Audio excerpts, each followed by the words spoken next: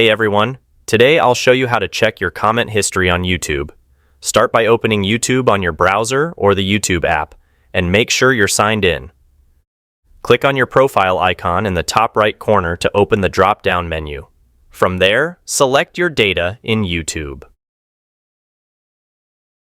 On the Your Data in YouTube page, scroll down to Your YouTube dashboard section. Here, you'll see comments. If you don't see comments, then click on More. Click on Comments.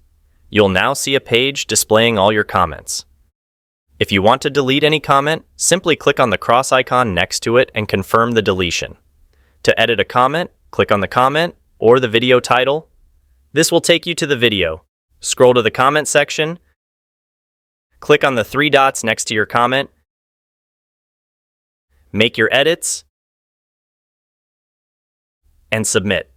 And that's how you can easily manage your YouTube comment history. Thanks for watching. If this video helped you, please like and subscribe. See you next time.